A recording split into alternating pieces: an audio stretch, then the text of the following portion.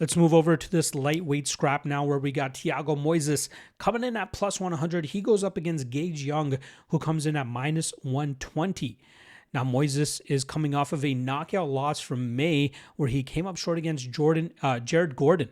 That was a very, very tough fight, very weird fight. Gordon got an early takedown and was able to grind out the top position for about 2 minutes, although Moises did land an elbow from his back that cut Gordon up. So once Gordon got back to the feet, it may have seemed like Moises may have won that interaction, but I thought Gordon landed enough impactful shots with ground and pound that he won those 2 minutes. Then when they got back to their feet, it took about a minute or so for Gordon to end up landing that big shot that put Moises' lights out. And I think it caught Moises off guard, right? I don't think he was expecting a lot of power from Gordon, hence why he may have been a little bit more lackadaisical in the striking game. We've seen Moises look really good on the feet in the past, right? The Mitch Ramirez fight, even the Trey Ogden fight, he looks good on the feet. He throws good combinations. He has a pesky calf kick as well, which is what he put Mitch Ramirez away with. But he is a BJJ black belt at heart. And I think it's important for him to try to go back to that and try to mix that in more with his striking so he can be successful. You know, getting knocked out by Jared Gordon, not the greatest look. Getting outstruck and outworked by Ludovic Klein, you know, we're starting to see what his ceiling is. There are some passable losses on his record that you can kind of just be like, you know, Islam Makhachev, all right. Benoit Saint-Denis, all right. We get it. But he is capable of much more success in the UFC, in my opinion. And luckily, he's still only 31 years old. Now, he's going up against 25-year-old Gage Young, who was able to get his first UFC win last time around as he got a decision over Mahashate. That was a somewhat grueling fight, but I thought Young did a great job in terms of mixing the martial arts together to make it look obvious that he should get his hand raised once the scorecards were read. He utilized his classic striking approach, good combination, mixing it up in the pocket, but then mixing in takedowns behind it all really kept Mahashate thinking and away from his own offense. Young has improved his wrestling game to the point that he can take guys down and muster up enough control time while landing damage so that he doesn't just have to lean on his striking, which is usually the crux of a lot of his success.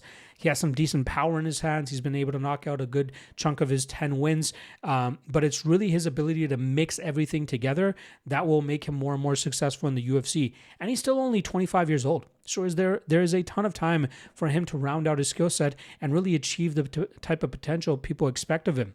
His losses are not all that bad, right? I believe it was a short notice UFC debut against Evan Elder where he just couldn't match the physicality and power and explosivity of Elder, and he ended up losing that fight largely in a striking battle. The Killen Saukild fight, that was largely even going into the last round, but Saukild was able to just turn it up a notch and pull away in that matchup, even though momentum after round 2 seemed to be in Young's favor.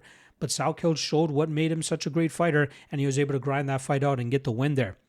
Now, this matchup is a very tough one to have a lot of confidence on, because I think Moises is being overlooked here because of that knockout loss to Jared Gordon. And when you consider that Young is primarily a striker, maybe he could replicate that. But I think Moises has a good enough striking game to be competitive with Young here, but then it's going to be him mixing in the grappling that could really pull him away. Now, if he just goes out there and just tries to straight wrestle with Young, he's not going to get the takedowns. He's going to have to try to make Young think that they're in a striking exchange and then surprise him with a clinch where he can probably work to the back and try to pull off a submission from there, or mix in a well-timed level change and try to get to his takedowns from there. So it's going to come down to the game planning for Moises. And he's at one of the best gyms in the world that could potentially help him devise a game plan to get the better of Young in this spot. Even at plus 100, I'm having trouble pulling the trigger on Moises. I want to see where this line goes throughout fight week. It seems like love is coming in on him, so this might end up with Moises end up being the favorite come fight time. But I'm going to go Moises here. I'm going to go Moises by submission. I think he finally finds that position to put Young away. But I need a really good number on that Moises sub to pull the trigger there as well. Very close fight. But I'm going to have to go with the Brazilian here, as I think Moises grinds this out and eventually finds that submission spot to force the tap from Young. So give me Moises and Moises by submission.